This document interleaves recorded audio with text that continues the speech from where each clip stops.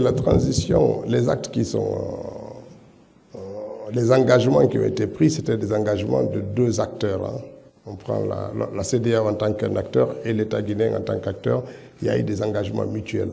Est-ce qu'il y en a un qui a rempli ses obligations et puis l'autre n'a pas fait? Je pense qu'il faut faire attention parce que ces discussions sont ouvertes avec l'instance de la CEDEAO et une décision devrait ressortir dans les prochains jours. Donc on ne va pas se précipiter pour aller en avant parce qu'il y a un process d'évaluation des engagements qui ont été pris, de là où on est.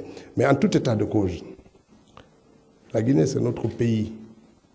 Nous devons éviter de donner le sentiment que c'est quelqu'un qui dicte le retour à l'ordre constitutionnel, c'est quelqu'un qui dicte le rythme pour notre pays. Ce n'est pas comme ça que ça marche. La Guinée doit trouver son chemin. Entre nous, entre Guinéens, nous devons trouver notre chemin pour aller de l'avant.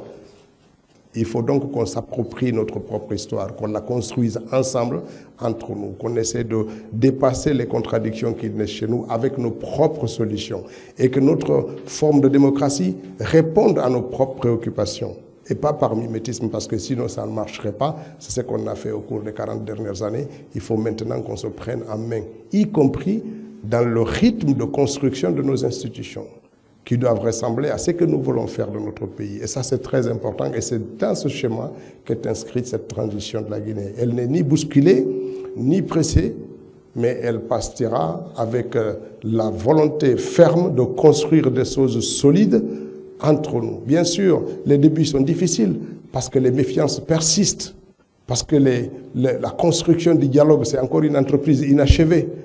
Mais c'est en insistant, c'est en persistant, petit à petit, qu'on pourra être amené à construire des bases de confiance, une confiance solide sur laquelle va s'arrimer tout le reste de la construction de notre pays, qui est un devoir pour chacun d'entre nous.